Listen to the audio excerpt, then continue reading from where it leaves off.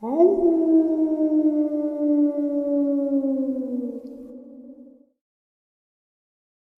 and salutations, everyone. I hope everyone is still doing well, and welcome to this evening's second bonus. Before we jump on into it, a couple quick links. As many of you know, I rely on Patreon, PayPal, channel membership, and the merch to help the channel to continue to grow and go. Links to Patreon, PayPal, and channel membership is in the description below. Merch displayed directly under the video. Also, Dogman, Frightening Encounters, Volume 1 through 3, the audiobook versions.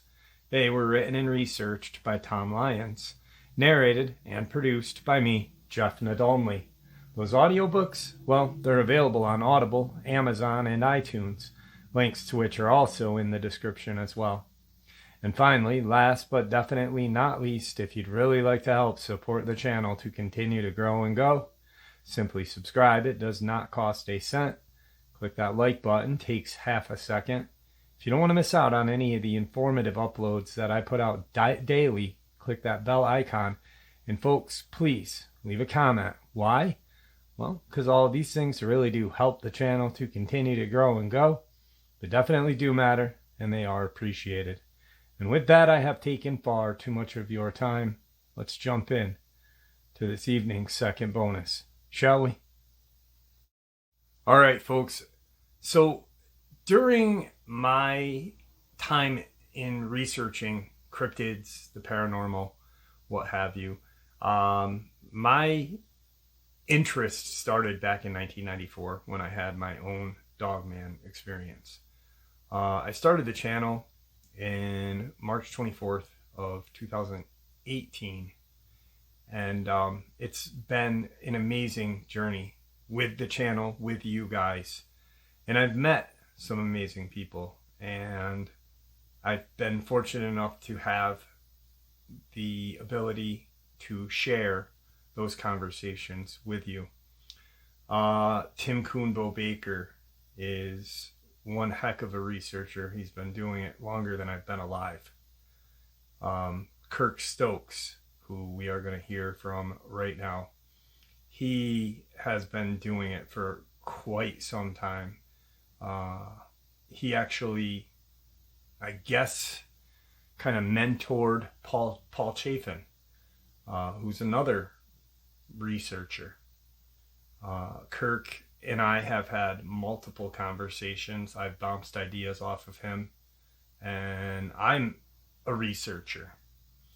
Many of you guys are. Actually, I can't even say many. I believe that if anyone has any amount of interest in these cryptids, and you spend a couple of minutes a day just researching these things, just maybe listening, coming up with your own theories, your own ideas, I believe that constitutes as research in my own eyes, So, it is a privilege to meet these people.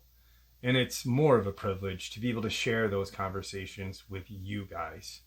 Because after all, you guys are the heart and soul of this channel.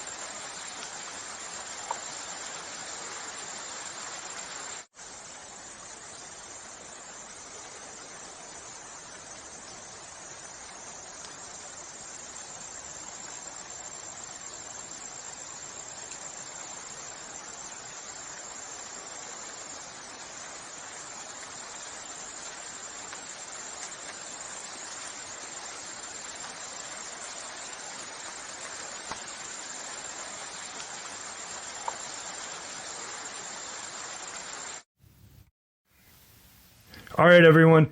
Today I have a researcher. I think he's subscribed to my channel. Actually, I'm probably sure. We're friends on Facebook, so I'm hoping that he is. Kirk Stokes is with us. He is a researcher that I have heard a lot of his research experience, photos, and stuff through other people. I've never had a chance to sit down and talk to him. Tonight we talked for about an hour before doing this interview. We got to meet each other and know each other for a little bit. And right now it's my honor to give you guys Kirk Stokes. Kirk, how are you?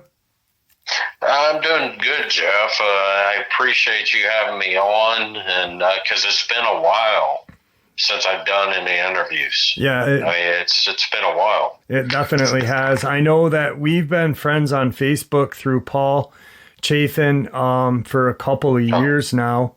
Definitely. And I've reached out to you a few times, and you've had other issues going on. And, you know, I've said it a lot on the channel. A lot of it was you just kind of pulled yourself away from the cryptid community because of past issues.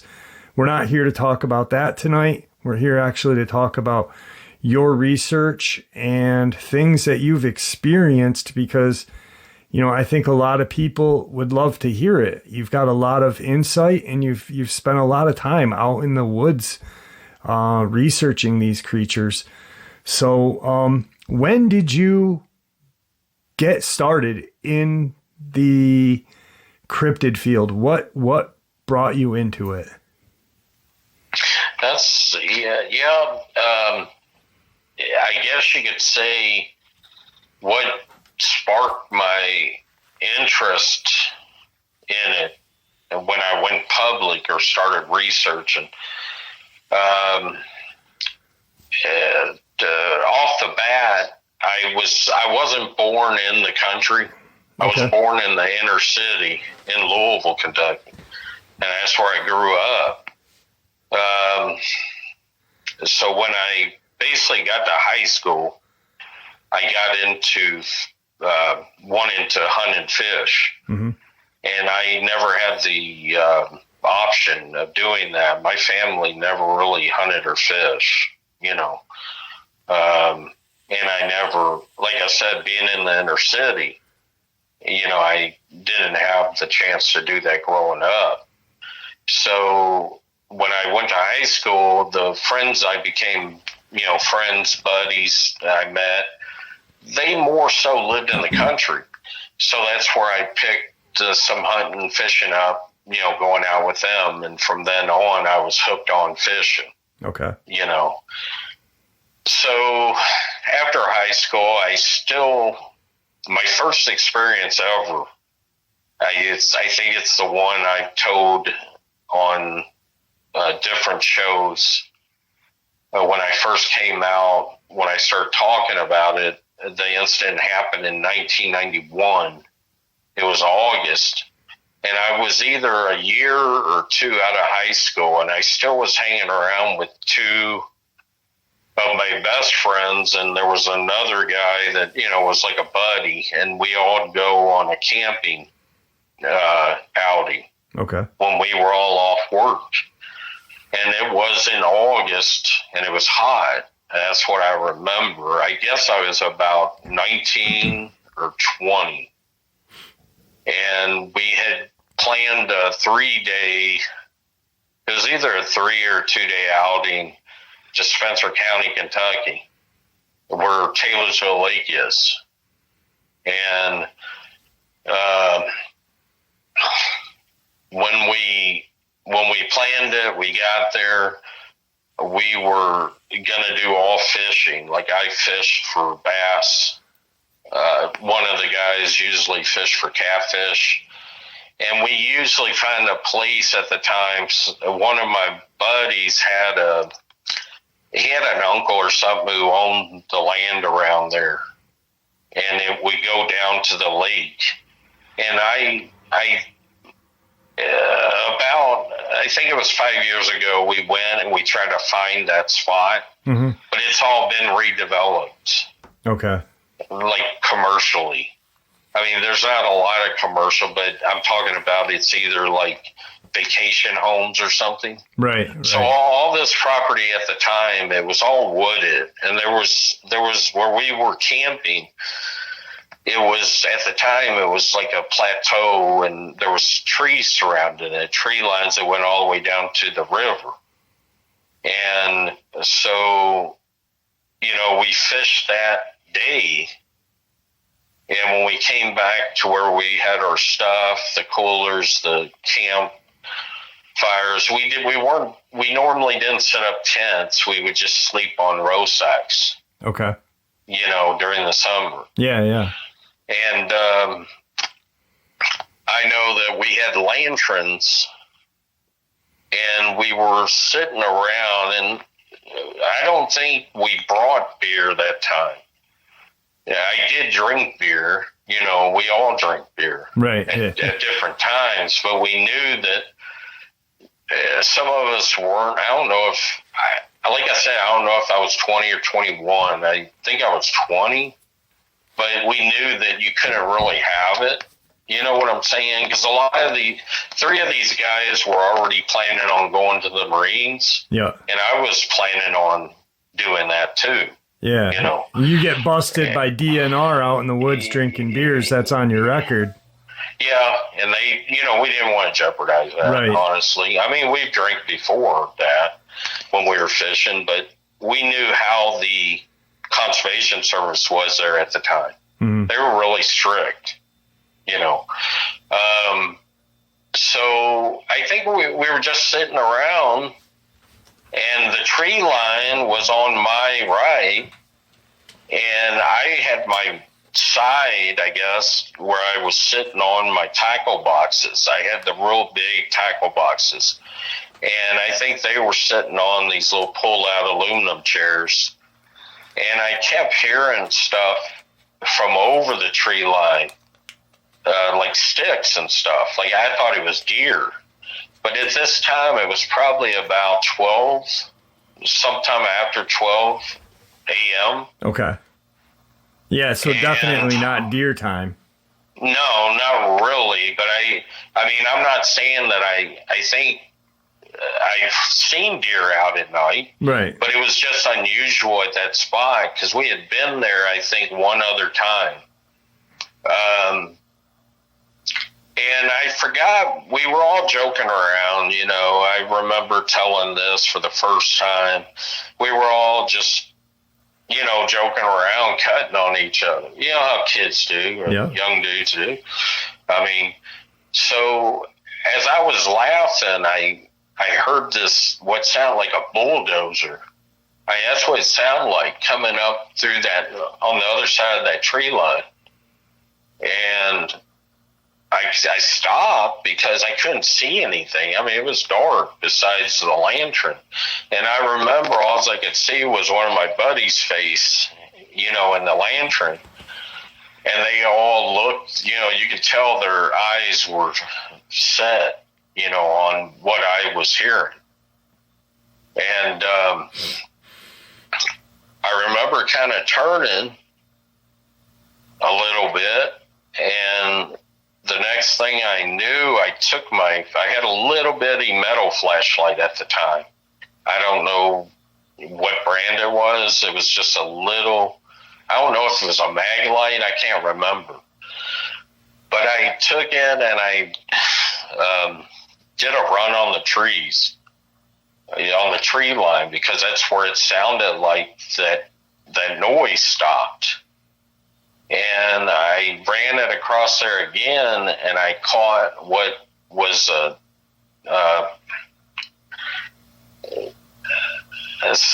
this creature that looked like a canine creature, the face, it was, when the light hit the eye looked like it was as big as a softball. Yeah. And I can remember seeing one side of the face, because that's, I guess it was my right looking up at its left side of the face. But where the tree line was at, it was like 10 to 13 foot where the tree line would go up and down. Okay. And it was somewhere in there where this thing had its head right over this tree line. And I automatically, I think I took the flashlight and I winged it at it out of reaction. Yeah. I know. I've said that many times on different radio things, and they've cut that part out, and I don't know why. Yeah, yeah. But I mean, that's a natural reaction. I never could find the flashlight when we had gone back there. You know, I don't even know where that flashlight ended up. Right. You know. So the next thing I know, I'm getting up. I wasn't even aware that they were there, or they had left and they had taken off to go to the truck, because I was just now getting up and I had turned around and I tripped over those tackle boxes because I was unaware even what I was sitting on. So your friends just left you. Your friends just left you. Apparently they did. Wow. You know, at the time. Yeah. I didn't know this because my heart was racing so fast. Right. And like I said, next thing I knew, I instinctively got up and I was going to run, and I was kind of going backwards, and I tripped over those boxes. When I hit the ground, it knocked the air out of me. You know? And I could still kind of make the outline of the thing out. I mean, I could sense it was there, what I seen on the flashlight. Right. And the next thing I knew, I was going to get up, and this thing let out a low guttural growl. Still in that same location where you saw it? Yeah, it was in the same place, I figured. I mean, you got to remember, it was pitch dark, you know. Yep. But I knew it was still there, and then it let out the growl, and I was on the ground, and that vibration hit me in my chest. And the only thing going through my head at the time was, I'm going to come up missing. Like, I'm not going to be able to live my life. I'm like 19 or 20, and this thing's going to take me, you know, because I don't know what the heck's going on.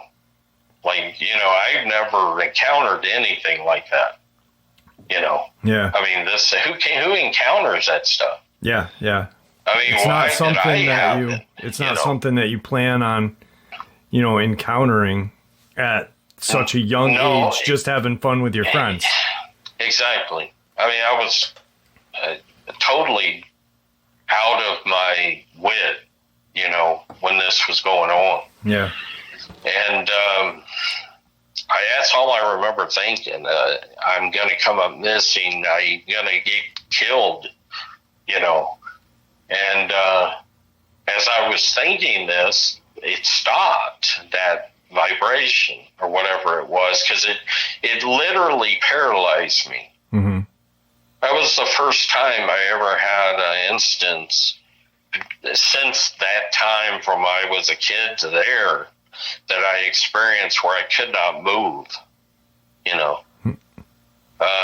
I don't know if it was some kind of physiological thing or if it was something that I later researched called infrasound. Yep. That sometimes they say, I've talked to zoologists in the past when I got into the public research, and they said it sounded like some kind of an emittance of ultrasound or infrasound. Yeah, yeah, where you're like a tiger uses or a lion to freeze prey. Freeze you, yeah. You know? Yep. Because I had no idea at the time, because I didn't discuss this with any zoologist or anything till probably about 2009. Okay. You know, I never told anybody. Yeah, yeah.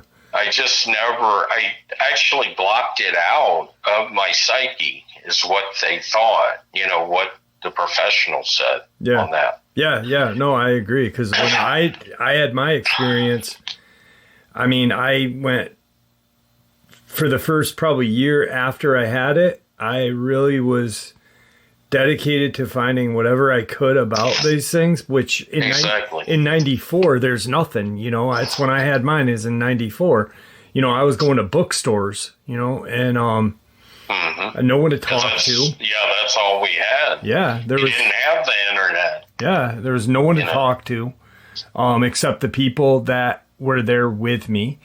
And then I think for 5, 6, 7 years, somewhere around there, I just kind of blocked it out. And then I was watching something on TV one night, and I saw a show, and it instantly brought it right back. And that's when it happened, that connection. And I was like, damn. So what were your friends doing did you get up, or what happened after that? Yeah, after I was thinking this is it, like I'm going to know what it feels like to get torn apart, or I didn't know what was going on. I don't know if you can tell, but when I retell this, which I kind of try to avoid it, because I sometimes go into a panic. Yeah. But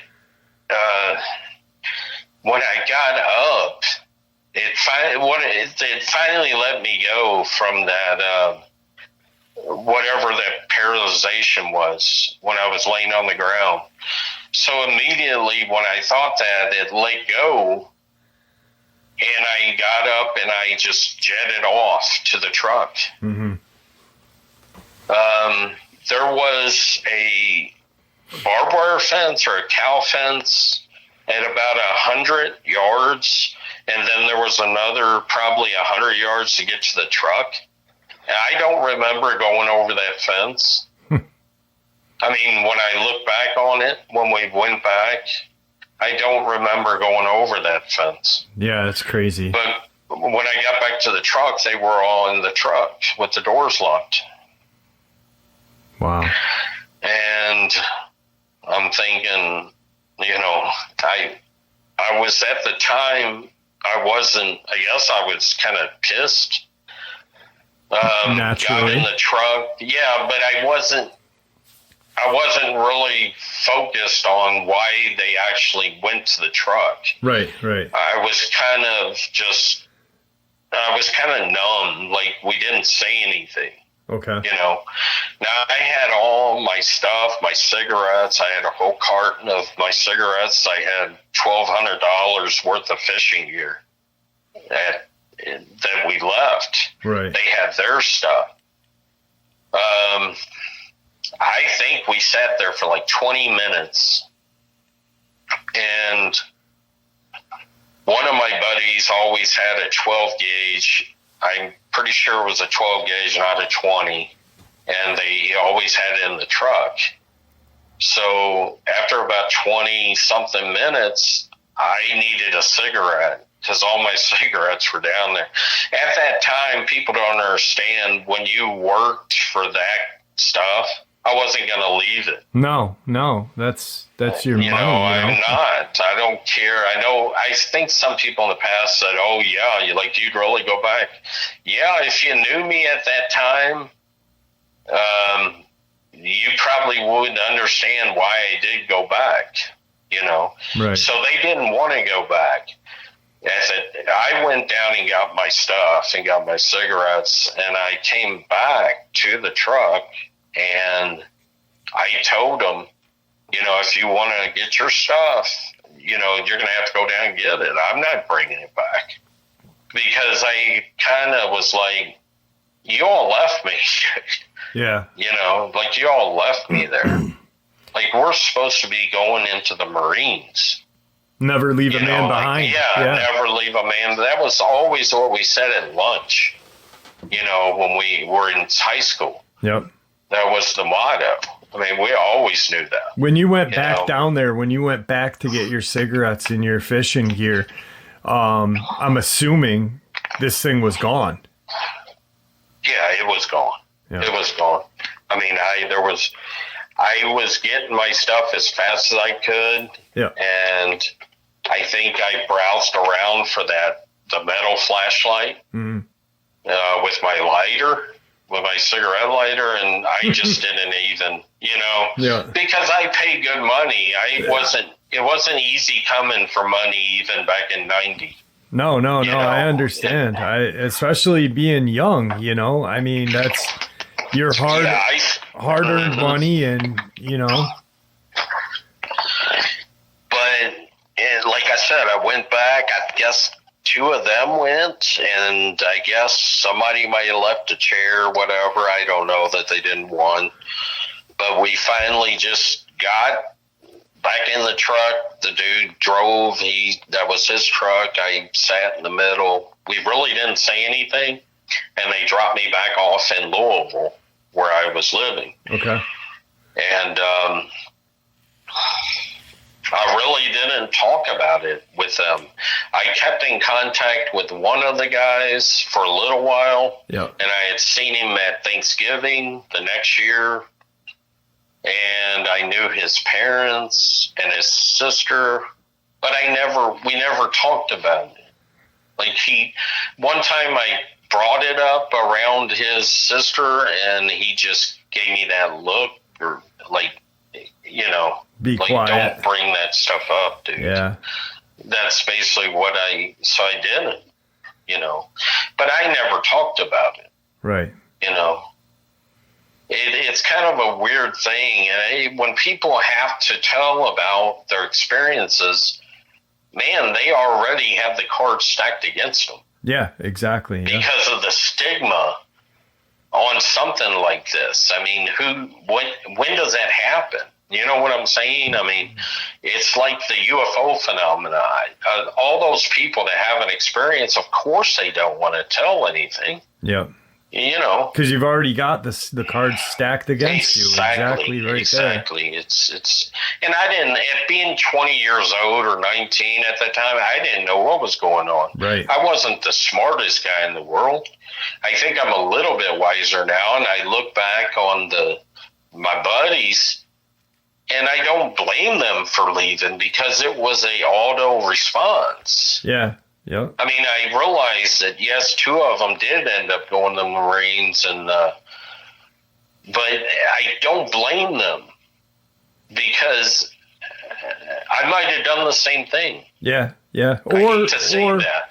Or in their eyes, maybe when they were running, they may have thought, Kirk's with us too, until they got back to the truck, because they all instantly got up and took off, but you, like you said, you were flashy, you were looking at this thing. You probably got the best look at it with your flashlight. So you were just kind of almost hypnotized, it seems. It was something that I had never experienced. My mind was not full of so-called chasing monsters. Yeah. Till about 97. After this happened, I didn't go fishing till about 95. I didn't go camping. See, I was camping heavy, and I didn't start camping again till about 95 or 97. Okay. And then I camped and I fished up until about 2008. And in 2009, because I was working too, but on the weekends, I loved camping. But it took me about 5 years to even go back. Yeah. Not to that area, because I never went back to Taylorsville. Yep. Until 2011, I think. Yeah, when I had my encounter, I live where, I had my encounter. I'm probably five minutes from where I had my encounter. Mm-hmm. And I've had to drive by the location of it, but there was times I remember driving in the cul-de-sac where I had it, and not being able to stop. I just really went right through the cul-de-sac and went right out. And it wasn't until this year that I went out into the woods and brought my camera with me and showed people where this went down. It takes a lot out of people. And then to go back, because you're almost reliving it as you're there. Exactly. I totally understand that, from what I know from researching more in the psychological, well after this, that it affects people in different ways. Yeah. I kind of, without knowing it, it seemed like it set a spark off in me in 95 to pick it up and to probably make a semi-career out of it. Because actually I started thinking, I got my first camera in 98. I think it was my first, it was a bulky, big VCR Beta. Yep. Like a hand-shouldered one. Yep. And it dawned on me, if I could have got this creature in 91, which I probably couldn't at night unless that flashlight was on it. There was no night vision that the public had, I don't think. But if I figured if I could have got the creature like that on film, that would have been crazy. Yeah. I mean, that's what was going through my mind around 98 when someone had given me a camera for like my birthday. And I was like, man, if has anybody ever done this? I mean, I knew about Patterson, yep. Patterson Gilman, and who hasn't watched that a million times? But this was not a Sasquatch. This was like a killing machine. Yeah, exactly. That's the way I first deemed it in my mind when I first told that experience publicly. I think that's what I termed it at. They asked me, well, what did you think? And I said, the only thing I thought at that time was that's a killing machine. Yeah. That's something straight out of Hollywood. Yeah, yeah. Because that's the only thing I could measure it to. Right. When your light hit that creature's eye, was it, because we hear a lot of times different things. When I had my encounter, there was the only light that was out there was a dim orangish street light that was half glowing. Mm-hmm. We saw this eye shine. Was there an eye shine or was it a reflective? No, it was a reflective black. It almost looked like, I think on After Hours AM, when they had asked me that, when I recalled it in my mind, I said it looked like if you was to wear like how a helicopter pilot wears the black visor? Yep. Okay, and it's like got the things where, I guess on the inside of it, the updated ones, they're reading electrical stuff when they look in the lens. But when you're looking at them, it just looks like a black lens. And if you shine a light on it, it just glances off like it's a lens. Like a shine? Like a black shine. Yeah. And that's what that creature looked like, though the eye was as big as a softball. That people don't realize the brow on this thing had to be 3.5 foot long. Wow, Jesus. And then the snout, from what I saw in that moments of the light hitting it, the snout, what I thought at the time was maybe 9 or 13 inches long. This might have been about 2 seconds. Right. But my mind gathered a lot of stuff afterwards, of when I had time to re-look at it, it just, the teeth were not white. So the teeth were dark yellow. Like a stain. Yeah, like a dark yellow. Yeah. Like, it wasn't white, like you see white teeth. It looked like just a dark yellow. Like a wild animal, an animal that lives in the wild. Yeah, and I guess, and later on in life, I've seen it in bears that have been shot. Yeah.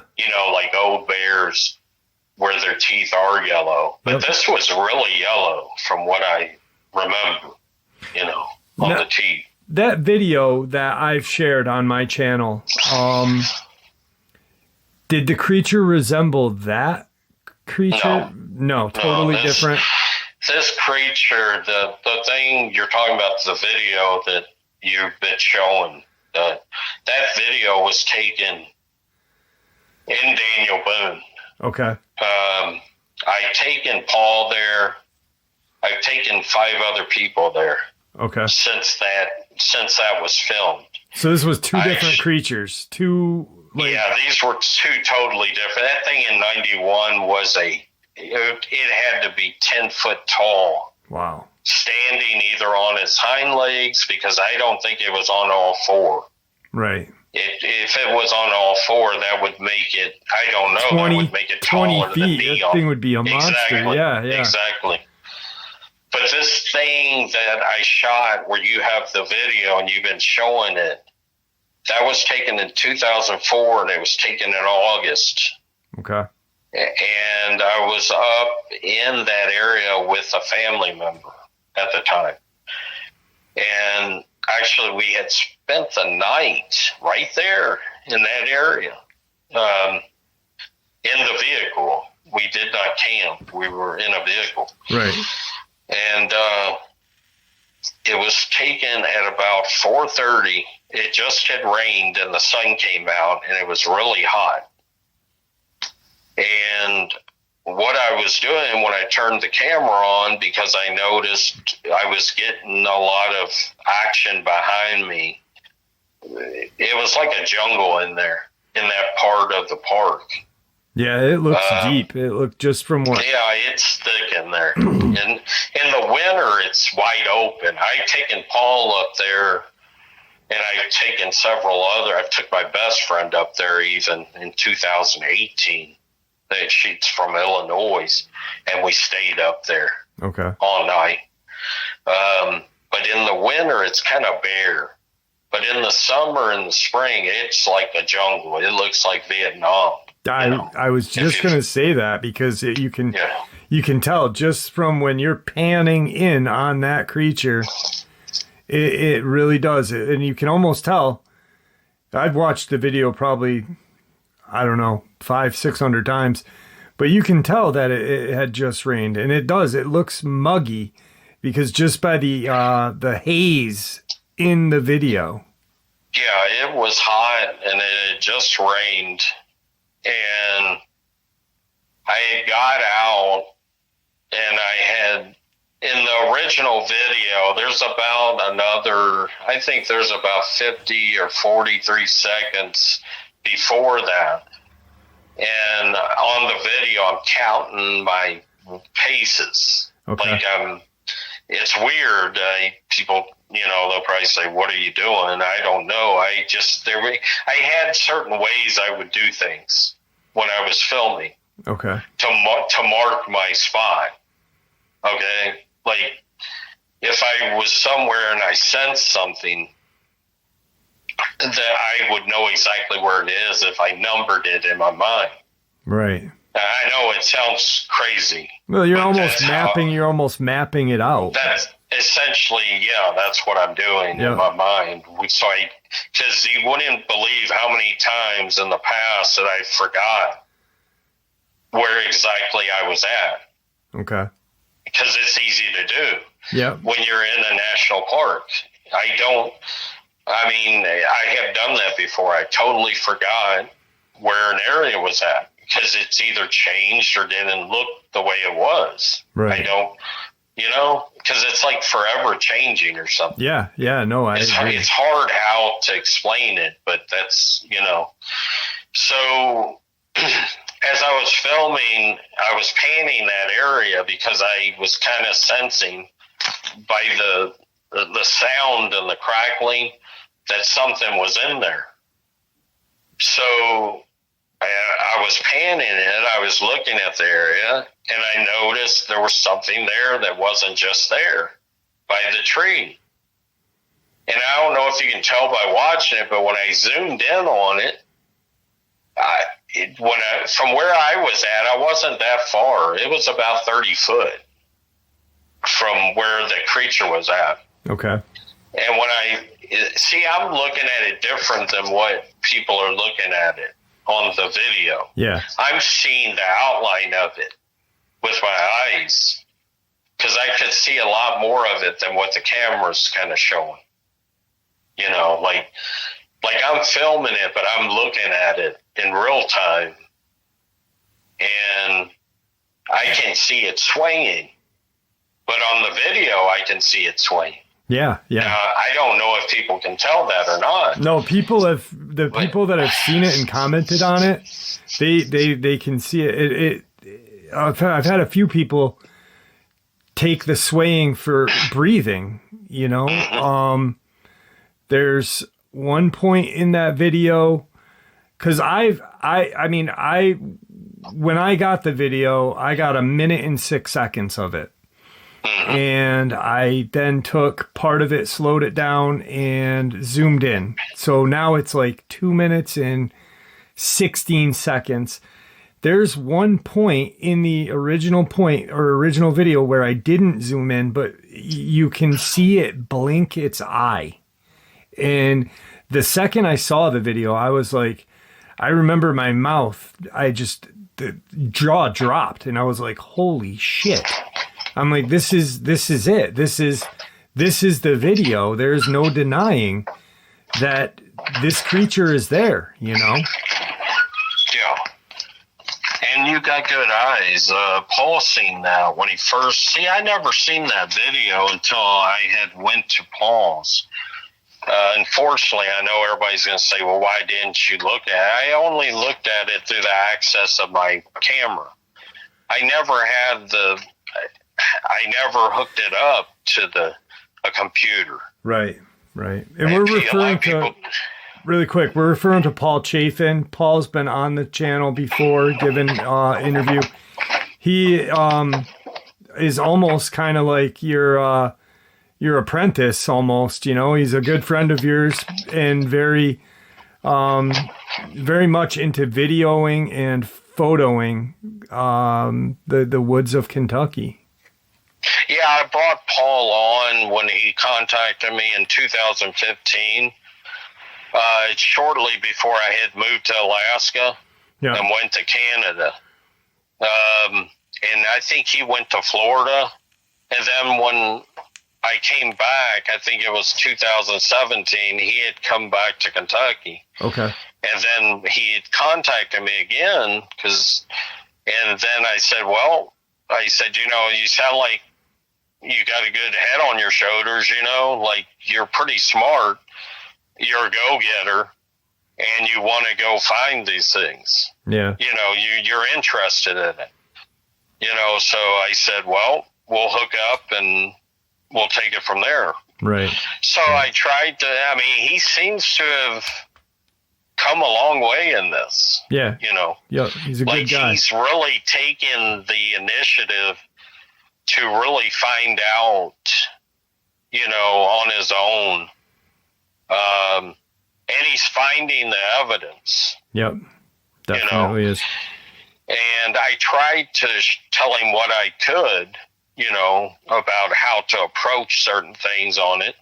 And he's listened, you know. Yeah. I have tried with other people in the past and they didn't listen, you know. Mm-hmm. There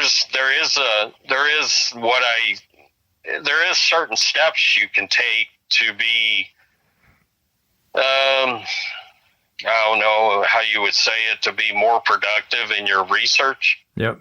In your finding your evidence.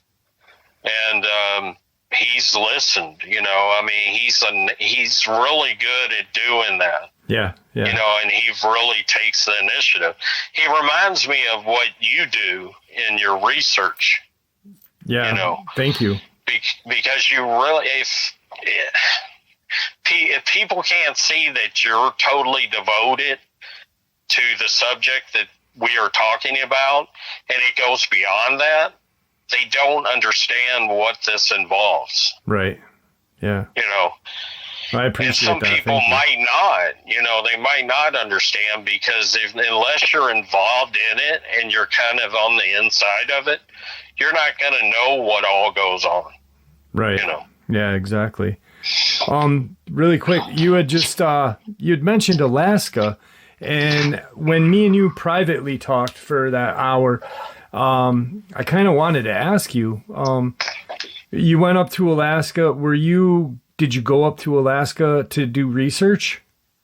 Or yeah, it was research, and at the time I had married, and I had moved up there. Okay. And the woman I had married, unfortunately, I'm not married to anymore. But she was also involved in the research. Okay. And I took a lot of film out of Alaska. Really? Wow. Yeah, I shot a lot of film of a lot of creatures. Now, but it was a lot of Squatch. That's what I was just going to ask. Because when you think of like Alaska, or you think of the Pacific Northwest, you automatically think Bigfoot, Sasquatch. But if there's Bigfoot if there's Bigfoot, there's usually a number of dogmen as well. And they're there. Yeah. They're there. I've seen them. I've seen them twice in Alaska. I've seen the dogmen in Alaska. Okay. Unfortunately, I did not film them at the time. Right. I mean, one was a quick glimpse. It came out of the brush, made itself present, and it was right back gone into the brush. Yeah. And that was unexpected, because at that day we were not looking for anything. I was actually doing some work, like some yard work. Okay. I was actually shoveling, I think, pea gravel or something, and there was another time when we were driving, and I think I don't know if it was Cook's Outlet up in Alaska where the ocean is. Like, I forgot if it's called Cook's Outlet or Captain Cook. I'm not really familiar with. Yeah, I'm not. I just can't remember what the park was called, but I witnessed what I know to be a canine, cryptic creature. The rest of it was Sasquatch that was either around where I was living, where I was staying at the time, and where we hiked, where we knew that they were already there. Right. Because the footprint evidence that I took, the actual videos I took of some, it was just predominantly Sasquatch. Yeah, yeah.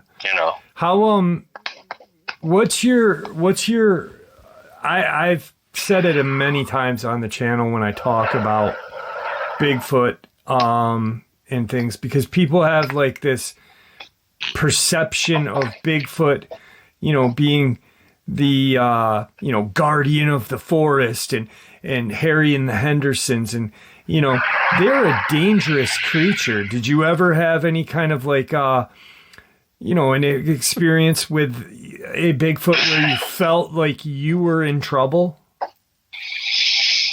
Yeah, that's a good question. I've known a lot of people that I know that they are truthful, because I've seen their evidence and they've invited me to share in it. And some of these people are the people, like you just said, they believe that the Sasquatch are or their big brother. Yeah. Some of them were Native American, and I respect that because that's might have been what they were experiencing. But I myself have had 2 encounters in Kentucky in the early 2000s where I was deep in the other side of Daniel Boone, closer to the Tennessee side, at the time with a friend, with a girlfriend. And I was trying to get film, and we had a stump that was about 5 to 5.5 or 6 foot long that probably weighed about 300 pounds. I'm not for sure, but it was thrown, and it was thrown a long distance, and it landed maybe 20 foot from us. You know, I mean, this stump came out of from nowhere. Right. Now, there's nothing else that could have done that. Yeah. I mean, there's nothing that I know that I've experienced, and from doing research way before that, I knew that sometimes is something that happens. That's because I recognized the call, the scream that came before that. Mm-hmm. And what else is going to throw a stump like that? I could hardly pick the stump up on one side, you know. Yeah, they're exceptionally strong. I just, through things that I've read and put pieces together, and just, you know, obviously if it's that big, you're going to know that it's strong, but it's almost a superhuman, or not super, like superhero strength. It's an unimaginable strength these creatures have. Yeah, if you've been around it and you know from research, if you've been around it, you know exactly what does that. Mm-hmm. Now, I don't want to embellish anything, and I never do. And some people, when I say that the stump came out of nowhere from where I was standing was an open field, and probably within 40 or 45 yards, it was wooded. So it came out of there. So you tell me what could have thrown it. Yeah. Now, was it meant to hit us? I don't know. I just know I didn't like that area to begin with. There's some areas where it seems like after 91, I can sense certain things. Yep. I'm not saying I'm superhuman or anything like that, but I've always been open to, I believe, your mind. If your intent is strong enough and you're looking for something, that you will find it. Yeah. You get that feeling. Sometimes maybe that's not good either, because be careful what you wish for. Exactly. You get that feeling. That's what I found out, Yeah. on some of this. I did the video when I was we talked about this when I was up north in the Adirondacks, when I was at where Tom Mezek disappeared. And there's a video of it that I had been up there a bunch of times prior. In this one spot, it's I made it a point to upload it and talk about it, because you can see my whole demeanor change. Like, and it wasn't just, and then once I left that area, it slowly got better, but I felt like I was in danger. It was just like, and you look around. Yeah, it's bad. Yeah, and that's there for a reason. It's there to protect you. I really think humans have this untapped ability. Everyone has a psychic ability. I don't, that's my belief, because I've seen it. I know it works. But everyone has it. We just aren't taught it. Right. And sometimes experiences, I think, bring it out tremendously. I think what I got hit with in 91, it not only caused me problems, but it enhanced things that I never knew I had. Yeah, it opened your mind a little more. I think it did. I mean, it had to. Yeah. after that, I in 91, I didn't, like I said, I didn't start going back out camping or fishing till about 95 and 97. In 97, I had my second experience, which I think I told before publicly, when it was in the spring of 97, and a guy I used to do contract work for, his name was Teddy, and he was a contractor. And at the time, I never owned a boat or anything. So when someone offered me to go crappie fishing, I jump on it. I mean, if they're going to drive to, the Western Kentucky, I lived in Louisville. So, of course, if I wasn't working, I would go. So we ended up going, and it was supposed to be for like 2 days. And I guess we might have been planning on sleeping in the truck. And we were fishing the shallows because he had some kind of a bass boat. And I'm not versed on a lot of boats, but, because I never fish in boats that much. Right. And we were at night, and he had a spotlight with him, and it was a pretty big one. And he was shy. I took the light after he was done with it, and I was just kind of curious, because as I was kind of float fishing and bringing it back in using a popper, a small one, I think it was, I started hearing like breaking, like stuff stepping on the deadwood and driftwood up in the, going off of the lake where It went up a really deep incline. And I took the light and I was shining it. And out of nowhere, this thing that was a two-legged bipedal,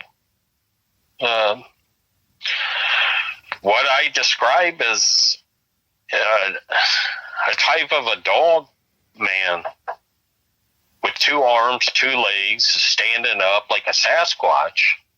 And it was probably about 6 foot tall, but it had huge forearms. And when it looked in the light, it didn't hold up its hand, to block the light. It just stared at us. Like, when I first caught it in the light, it looked like it might have been looking for stuff under the driftwood. Like, mussels or something. I don't know. Right. But it just stood there. And I was thinking, at the time, again, I was thinking, if I had a camera, what the, this thing is right here. And Teddy, of course, he's strictly no BS, Right. Very logical. Didn't say a word, I remember glancing at him, and he was just like looking, like he didn't look at me or nothing. He was just looking straight ahead at what I was looking at. Right. And I just couldn't believe it, again. But this was an actual bipedal. It had a short snout. It had 2 pointy ears. It had little white hairs in the ear. Like it had white in the ear itself. Like a bobcat. Right. Wow. And I think I do remember telling this on a couple shows as being my second actual sighting where I could plainly see it. So it finally just turned around and started to walk off, it eventually walked off into the darkness where I couldn't spotlight it anymore. Mm. And that was my second experience from 91 that I had of a solid sighting. Yeah. But I didn't feel at the time when I didn't feel any anger or nothing. Okay. Like I didn't feel any danger. Like it was more of a curious, it was doing its business. Yeah, you were doing yours. I'm sitting here watching this thing that nobody's that I known has ever seen. And I'm thinking, not at the time, but later on I thought, we're maybe the only humans who have seen this particular one. Yeah. You know what I'm saying? No, yeah. Like, what's the chances of that? Like, does this have something to do with, like, my first experience? You know? Yeah. I don't know. I don't have answers for that. I just know that, you know, it happened and I seen it and he seen it. He was with me. And I'm not crazy. Right. But if I had a camera, what a shot that would have been. Yeah. You know, but I don't think I had my first cell phone till 2001, honestly. Okay. It was either in 99 or 2000. Because I know it wasn't before the attacks in 2001 of September. I know I had a cell phone before then, before 911, you know. Yep. And, wow. And, I mean, it wasn't big. It wasn't like dominantly big. It was, like I said, about 6 foot tall. But I could see that the forearms and the calves were huge, you know. But it was like the light didn't bother it. It didn't do like a person would do where you hold your hand up to block the light out of the light. Yeah. It was not bothering it whatsoever. That's crazy.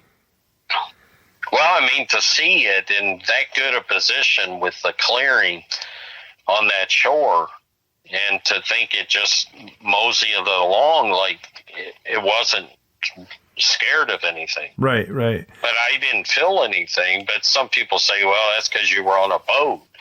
No, I probably would have picked up something. You know, yeah. I think more or less it was a chance encounter, and you know, it was doing its business, and you know, it was just like you said, it was maybe looking under that wood for some you know, opportunist dinner or something. You know, like just. That's what I thought. I mean, this was probably. I think it was about. It might have been about 1 a.m. It might have been 12:30.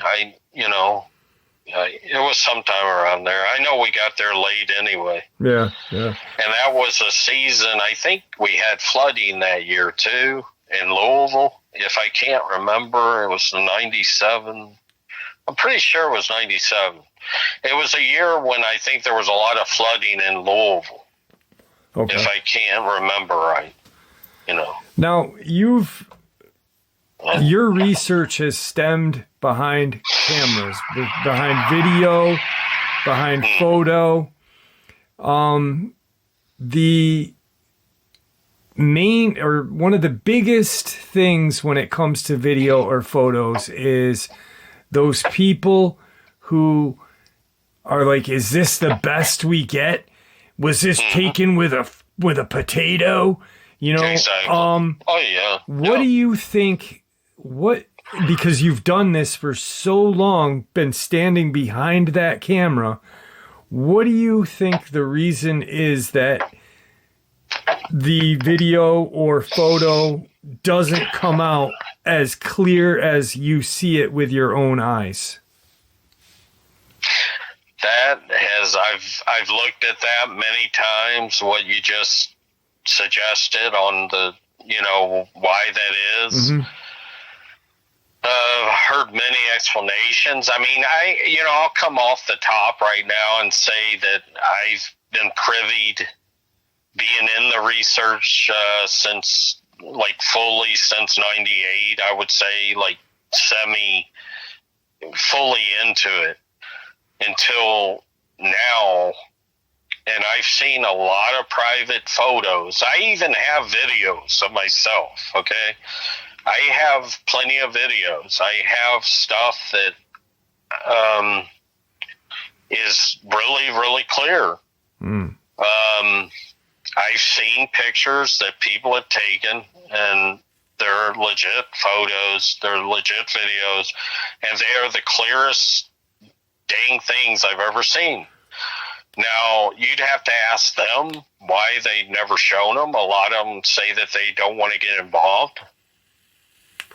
But I have seen the clearest that I've ever seen. These videos and photos are often, from what I know, they're often sewed. But behind the scenes. And just in a private collection. Yep. Because I don't see them. And I'm saying this because I'm coming off the top and I'm telling the public what I know on that. Right. Because I know myself. That's not the first time that I've heard that. Tim Baker told me the same thing. That it's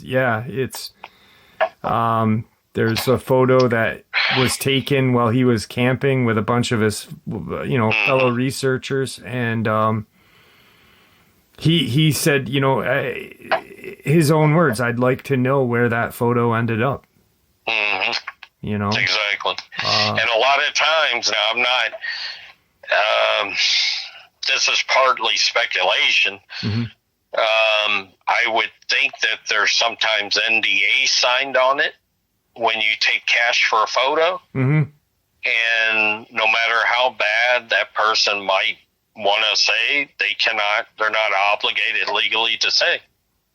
Once you sign an NDA for money, and you sell something, you're not allowed to talk about it. Right. It's like a contract, a non-disclosure agreement. Yeah. But what I know, this is what I know, that a lot of times the videos and pictures do get sold, and there's an NDA possibly signed, and those videos and photos will go away. Speaking of photos, you sent me a photo. You sent me a photo and gave me permission to share it. Oh, yes. Definitely. What's the story behind this photo? The one with where I have my name on there. Yeah. With the trademark. Yep. That photo came out of a video that I took in 2015 in northern Kentucky in a park. I don't want to say the park. Right. But it came out of Kentucky. It came out of there when I was back trailing out of there shooting video. Not when I was going in, when I was coming out. And this is a frame, I think 284 taken out of the original video of that 4 times. Okay. The one I'm showing, which I think is a pretty good video. In the video, it's kind of a fast video in the main frame and the regular speed, but when I slowed it down to get a better quality definition of it, of this one, this might not be the best definition. Right. I think I have some more that are clear in a certain speed frame. Okay. That shows a little bit more detail, but it's a pretty good picture that I haven't readily shown publicly. Yeah. And thank you for allowing me to share it with people because, like you said, it's one of those photos that you haven't shared often. I think it's a pretty good one. Yeah. The video is, I think, just as good. How close were you to the creature? I was on the trail. I was actually on a marked trail, and I was doing a back out, mm-hmm. where I back out, walking backwards, filming, because I picked up on the fact that they're always there watching. Yeah. When got your back turned, so I usually walk out backwards. Right, yeah. Because it was working for me. I was catching a lot of stuff like that at one time. Yeah, that's probably one of the best ways to do it. It's they're not they can't get the jump on you, and you're catching them as they're looking at you because they're so used to people walking back out of the area the right way, not walking backwards. Well, what I believe this was a type of Squatch. I don't think it was a Dogman. Mm-hmm. No, I don't know. I mean, when people look at a picture and we say I think that's a Dogman, we don't have scientific chart of, we don't. Right. I'm not saying there might be an agency that has a chart that they've already documented a species. Right. We're not privy. I'm myself not privy to that. I'm only privy to the information that I've got and the photos that I get. But I can't scientifically come out and say that is a squatch. That is some creature that is undocumented. Yeah. What is on that picture? When I saw that, I was like, I was like, whoa, that really, the photo almost looks like a gorilla kind of. Yeah, it does. It almost, but it wasn't. But not like the silverback gorilla. It almost has like a mandrill face. It's got a very long face. Well, it almost looks to me what I thought it looked like if you look at the work that Grover Stance did. Am I saying that right? I think so. The guy who did the research from Oregon back in the 70s up until the late 90s, and he did a lot of the footprint work. And the casting and stuff? Yeah, and he did a lot of work with the Gigantopithecus skulls. Yep. To me, that almost looks like Gigantopithecus. Yeah. Blackie. Yeah, it's the scientific name. But I don't know. I can't literally, what I'm saying, when we show photos as researchers, you're best just to say what I say now is that is totally an undocumented animal. Exactly. Because I can't literally say, I can say to my best knowledge, from what I know, that might be a Dogman or a Squatch, but I don't truly know. Mm-hmm. Scientifically, I don't. I mean, we really don't know what these things are. We know nothing. Truly. We call it a Dogman because it's got ears and a snout. But who's to say it's even got canine DNA in the damn thing? Exactly. And I just want to be honest. That's why I'm trying to explain that. And I respect that, Because I never wanted to come out in the public ever from the get-go and say, this is what I got. I can't do that. Yeah. I just wanted, from the get-go, I really just wanted to show what I was seeing. Yeah. From the time in 91, I couldn't understand what the hell happened. I didn't know what traumatic stress I had been through. I mean, it still gets to me. Yeah. Until you've been in that situation, and I don't know, maybe a lot more people will. Maybe it's unfortunate why I'm on the topic that some of these cases that happens to these people, these like campers, hikers, or even children, that a creature would possibly be involved in their disappearance. To me, that has always been something that's very upsetting to me personally. Yeah. Because if you think about it, here I am, and I made it part of my life looking for these creatures. And, I mean, good golly, I mean, how horrifying if some of these creatures are taking people. I mean, think about it. I mean, that's crazy. Yeah, I think, and definitely it's think a they hard are. subject to deal with. It is. It's kind of when you're on the kind of the inside of the research, and you there's some things that I don't talk about. Yeah. There's some people who have come to me and they wanted information of what I knew about certain things.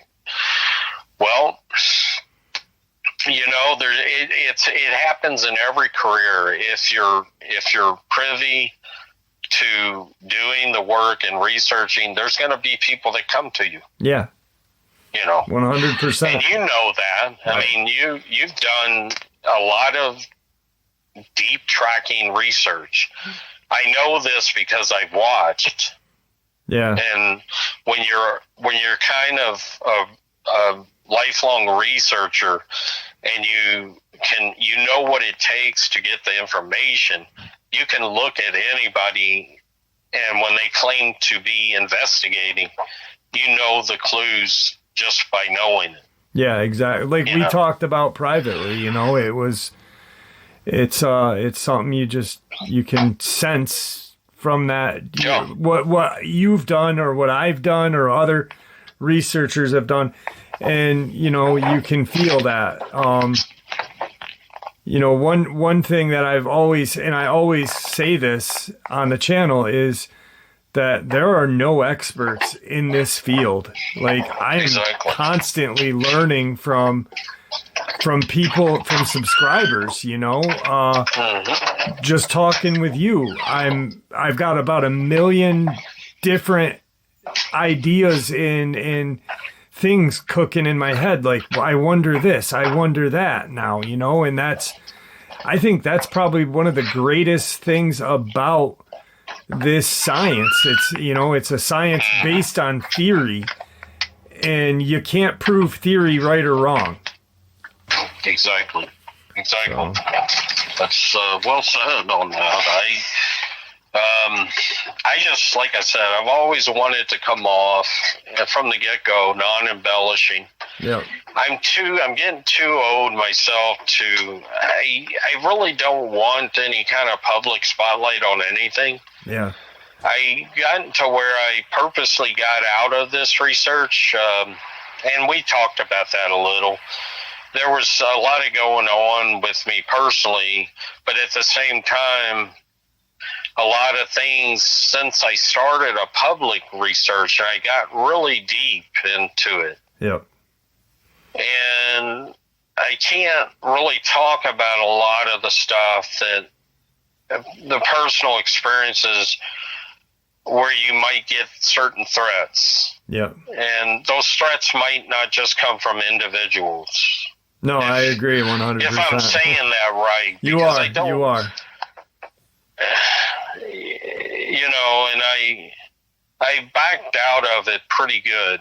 Yeah, you did. I think I've known some people to get really deep into it. It seems like if you cross a certain line, you're basically warned in ways, okay? And I'll be honest. I know some stuff that I don't talk about. Mm-hmm. I just won't ever talk about it. And I don't think if people knew the situation, if they understood it, they probably would say, I don't blame you. Yeah, exactly. I really think if you look at it from that mature approach, that people would understand why some people totally disappear out of this research. Yeah. Like out of choice, like they've had enough of it. Yeah, it is. Like we're fine. Like I'm fine with not like this. If this was my last interview and I decided I probably won't give no more, I might come back on here. Yeah. Like, that'd be awesome. And especially if I decide to start putting up new videos that I have decided in the past that for whatever reason, I decided not to make public at the time. Yep. And I decide to make them public, I'll probably come back on here. But I don't want to get back in. I'm fine with doing the private research. Yeah. Absolutely. And I not everything is a conspiracy. I agree with that 100%. It's not all conspiracy. There's things that just occur naturally, and but there are those lines that when crossed, sometimes there's not, you don't come back, and you just shut up and you don't share certain things. And yeah, I agree with you 100% on that, and I know what you're talking about. Yeah, I just thought I'd kind of try to clear that out because I know a lot of people, I've seen a lot of people from different areas in the research that were in public. They throw out these questions, and sometimes it's to these well-known investigators, and a lot of times they will not answer anything about nothing. They won't try to explain it. That's the best way I know how to explain why Yeah. That certain videos and certain pictures never make its way to the, or certain information. Yeah, certain information, especially on cases where unfortunately people come up missing. Mm-hmm.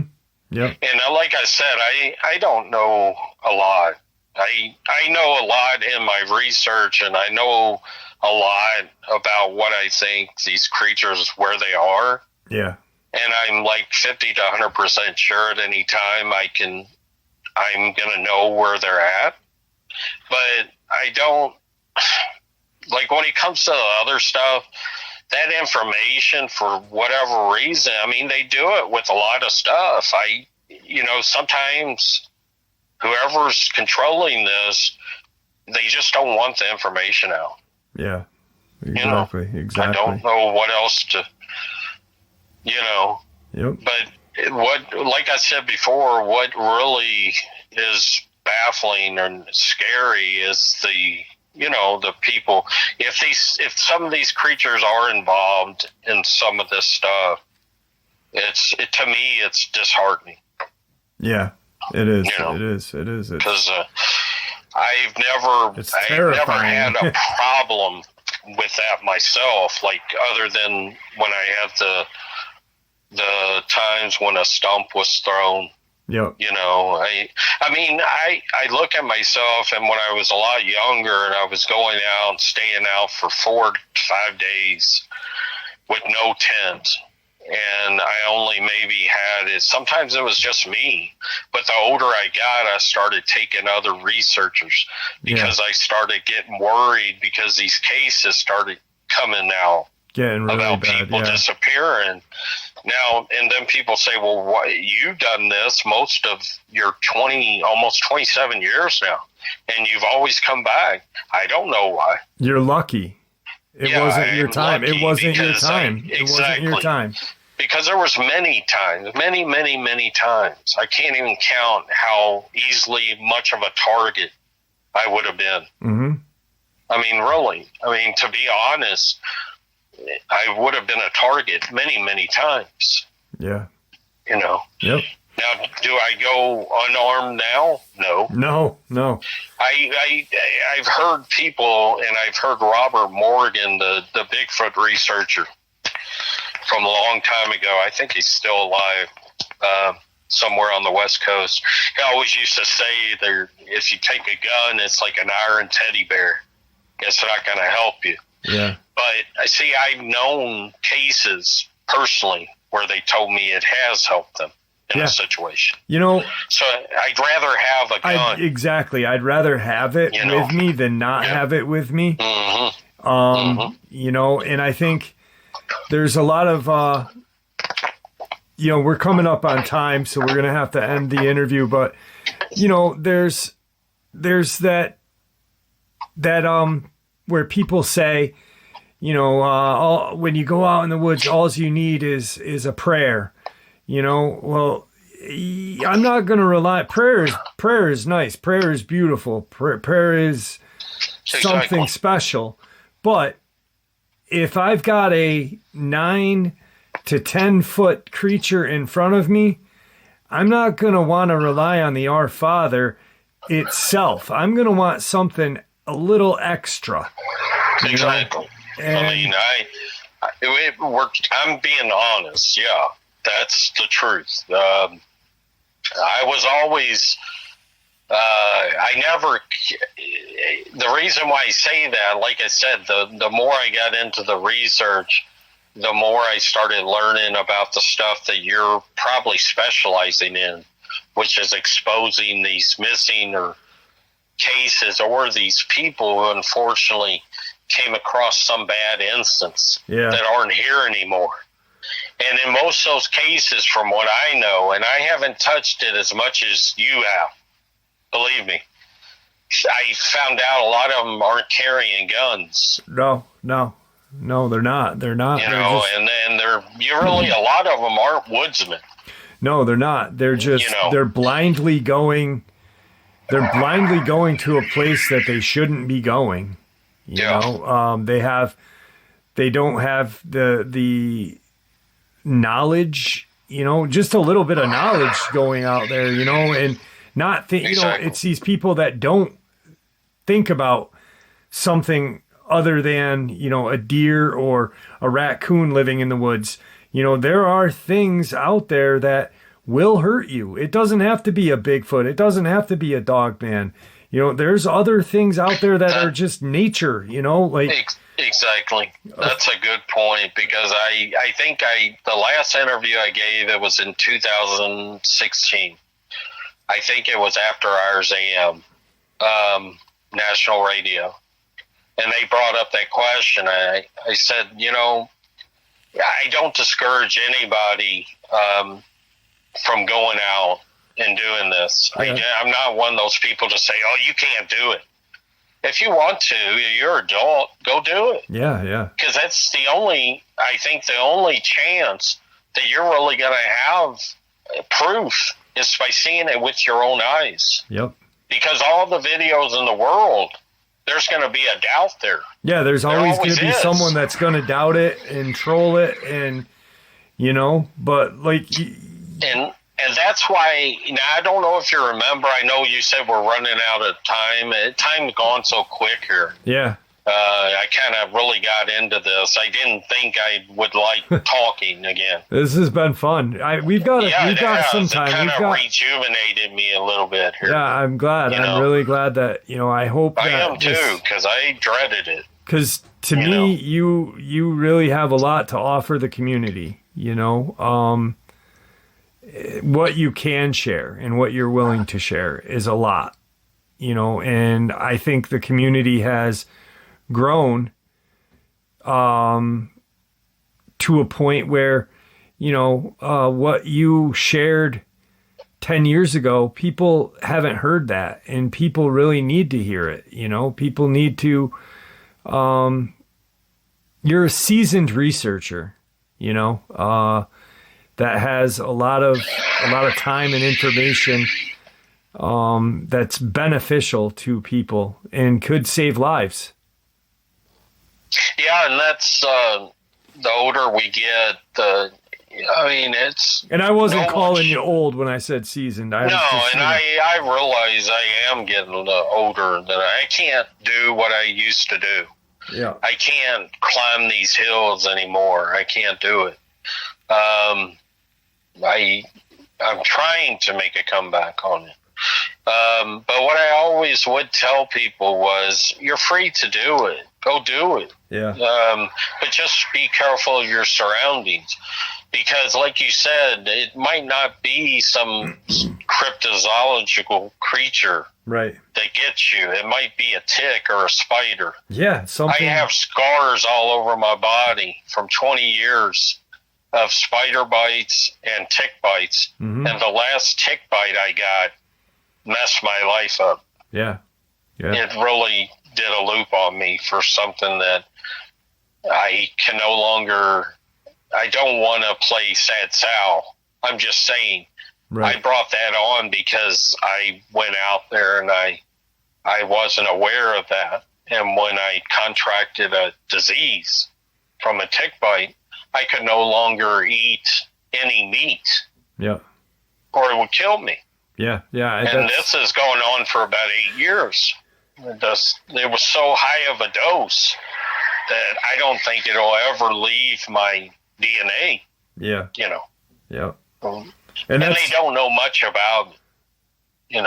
That's something that really you have to offer right there is, how many people, okay, we just talked about going out in the woods with a firearm or a prayer, and I always do. I always do say, I'll say, hey, when I go out, especially when I go where Tom Mesick disappeared, please watch out for me. Let me get home to my daughters. But there's something else, with me to make sure that I get home. But how many people think about that tick bite, yeah, I never did. I never did until it hit me. Precautions that you need to take, certain precautions. Wear long pants. Have bug spray. Just think about all of the dangers that are out there besides the Dogman, besides the Sasquatch. besides whatever else is out there, there are other things that just exist, naturally that we are aware of. Exactly. And you never know. You never know who you're going to run into. Yeah. Yeah. You might run into some person or people that live in the woods. Yeah. I can't say who it was. I was one time in 2014 with a camera crew in Daniel Boone, and we ran into some people. Feral people? And it was people probably doing illegal stuff. Yeah. And there was, it got pretty dang scary. Yeah, I can imagine. The state police had to be called. Yeah. And we weren't expecting that. I mean, it's, no one is, that's something we were just shooting film. Mm-hmm. And, but that was an eye-opener when I started carrying, because out there, anything can happen. I was out for about a year just recently. I took a fall in the woods filming, and I hurt my back bad, and I was in therapy for it was a while. Yeah. And you never know. I mean, I was walking in the dark filming, and I fell. Yeah. Down an embankment, and it's crazy.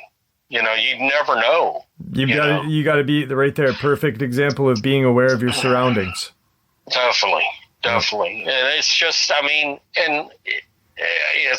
it's just, I don't want to discourage anybody from doing it. If they want to get into this, go do it. That's what I was getting ready to say. I don't know if you've heard of DDoS. Now, we started, it was back in 2015, the BDRP channel. Yeah. And that's one thing that we had decided on. We weren't going to discourage anybody. Yeah. We wanted everyone in the community to have a part in what we were doing. Just take precautions. Yeah, and just, because, man, once you get out there in some of these national parks, you don't have cell phone service unless you have a transponder, which costs about, I think, $5,000? Yeah. Or something to that effect. A lot of people don't. I never had that to buy that. So if something happens, you're pretty much on your own. And even in today's time, if your cell phone don't work, you might lay there and die. Yep. From a broken leg or a snake bite. Yeah. I mean, it doesn't take much, Exactly. I had a spider bite from being out for about a week in 2003, and I almost lost my leg from the thigh down from the spider bite. Yeah. And it just, you never know. And that, and that's, like I said, I asked for it because I wanted to do the research. But that's just some of those things that you don't hear about. No, you don't. I don't know what kind of spider bit me. The doctor crew didn't know what it was either. They just know that my whole leg was infected after about a week when I got back. I mean, that's just some examples, exactly. of other than what the unfortunate thing with cryptids, if that's what. And, I believe that some cryptids are involved in some of this stuff. I do believe they are involved in it. I don't have, per se, firsthand proof, but I would think that they are the cause of some of it. Yeah, without a doubt. And I don't know if you found that in your investigation. I think that there's a portion of these things that cryptids are involved, and then there's a portion that just don't pertain to cryptids that, people want to add a story to, you know what I mean? They want to involve a cryptid when it's really, some pot growing guy that's out there that wants to protect his crops, or, some other BS stuff. So listen, we're about an hour and a half in. I want to talk to you for a few minutes after, so don't hang up. But we're going to end the interview. Is there anything that you'd like to say to the audience before we end this? I just, like I said, this is the first time I've been publicly talking since about 2016, I think. Mm-hmm. And I hope I've answered some questions without being too confined. I hope that I've been understandable. Definitely. And I came across, honestly, because that's what I got to do. Yeah, exactly. Kirk, this has been awesome. I appreciate it. And like I said to begin with, I appreciate that you understood my research, what I tried to do, what I'm trying to do. Because I don't think it's not about money. No. It's about, I just wanted to show people. Exactly. And sometimes some people aren't satisfied with it. And sometimes it might be better than what you think. And other people or other groups might not like it. I don't know. I just know that I'm just coming to present. Present what you experienced and what you know, and I appreciate that. I really appreciate the fact that I had a lot of fun, and I'm glad that this interview was a positive experience, and that now it might have lit a little fire under you to get back out and, share some more. If not, that's still awesome. I'm glad that I was able to interview you because it's been something that I've wanted to do for 3 years now. And I'm glad that I was able to come on. I honestly didn't want to. In 2000, not because of the show, or I don't like giving public interviews anymore. There's a lot of stuff that happened where, somebody asked me not too long ago, if you had this to do it all over again, would you do it? And I was like, no. Right. I wouldn't touch this subject. I hear you there. I mean, honestly, I wouldn't do this again. No, I agree. There's a part of me that loves it, but there's so much stuff that goes on behind the scenes with stuff that's happened that it can be traumatic. The research is amazing. The research is amazing. Doing the research is amazing, but the drama that goes along with it, or that shouldn't go along with it, is what really irks me. And there are days that I just want to be like, is it worth it? And then for some reason, I'll talk to somebody, or I'll just, think of something, and it, puts it into perspective that, it doesn't have to, that's why I tend to just do my own thing, and I think you're doing pretty good at it.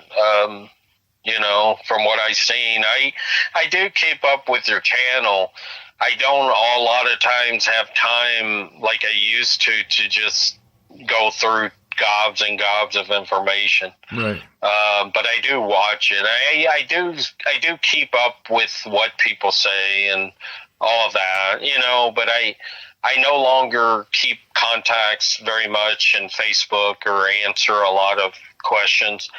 I used to take a lot of reports, and I still do get people that have questions. If it's basically on a scientific research professional, I gladly answer it. But if it's some drama or something, I don't got time for that. Yeah. Exactly. I don't got time, strictly like you are, investigative, professionally, and honestly. Yeah. That's the only thing that matters. That's the only thing that stands the test of time, because once people deal with you, if they know you're not being honest, and they know they can't trust you with what they told you, they won't come back to you. Right. Yep. It's just how it works. That's why I won't, if someone says, Jeff, I don't want to share a location. Exactly. Or, share my name or something, I'll say, then don't. Share what you want and don't share what you don't want, Exactly. Because there's many reasons why people do that. Yeah. I found out the hard way. Yep. Why you have to, sometimes you can't disclose a lot of things. It's just the way it is, because you might not ever get that information again, and no one will talk to you. Yeah. It's just like a police investigator. It's an informant. They will never get information again. Yep. That's just how researching works. It's just how it works. I'm not saying everything's hidden. Like I said, there's a lot of things I don't know. There's a lot of things other people know a lot more than I do. Yeah. But I'm pretty confident in my tracking and my filming, where I know where a lot of these creatures are still are. Yeah. I'm not as versed in the missing, though I keep track of it. I'm not an investigator per se in that. Yeah, like me, I can't. I couldn't go out in the woods with a camera and do what you do. I'd be. You probably could. I mean, if you wanted to start taking that avenue, I'm sure you could. You wouldn't have a very problem with it. Well, I appreciate that. I do. And, listen, we got to end this because I don't want to I don't want to miss any. I only have X amount of time that I can record, but definitely. I want to thank you and let you know how much I appreciate this, and I know that the majority of my audience is appreciative as well. So thank you for and I think a lot of your audiences, they are quite respectful. Definitely. It's you're going to get people with opinions. If people want to know, certain evidence is never going to be accepted. Right. And people are people. They're free to entitled to their opinion. It is America. Yeah. Yep. And they have a constitutional right to give their opinion. Exactly. Just like I have a constitutional right to come out and present evidence, though it might not be taken as evidence. Yeah. It has to be criticized. But on that note, yes, I do very much appreciate you giving me or asking me to come on and giving me time to talk. Well, thank you. And don't hang up. I want to talk to you for a few minutes afterward. But it was wonderful having you on, my friend. Likewise. Blessings. All right, there you have it, folks. I hope you all enjoyed this upload as much as I enjoyed sharing it with you. A lot of just amazing information from an amazing man. Super, super nice guy. It's amazing that he still has the drive to do the research based on everything this guy's been through. He was in this community, the YouTube community, long before I was, and long before many of you guys were, when it was cutthroat back then. I came into the community right at the very end when it was cutthroat, and I'm glad that I missed it, to be honest with you, because I don't think I would have been too eager to be involved. Like I don't believe in being nasty. I don't believe in that. I think we're all here to research and get everything, all the information out, and have it all together, shared all together, whatnot. Anyway, I'd like to thank you for supporting the channel. It is your support, after all, that helps the channel to continue to grow and go. and what gives us all a place and a chance to share our experiences and theories judgment-free. Everyone is simply treated with the respect that we deserve. Please stay safe, happy, healthy, and ever vigilant, keeping an eye on our children, pets, family, and our friends. These creatures are real. These events have happened. Share this information with those you love and care about, and it may just help save their lives someday. Until next time, never stop asking questions, never stop searching for the truth, and God bless you all.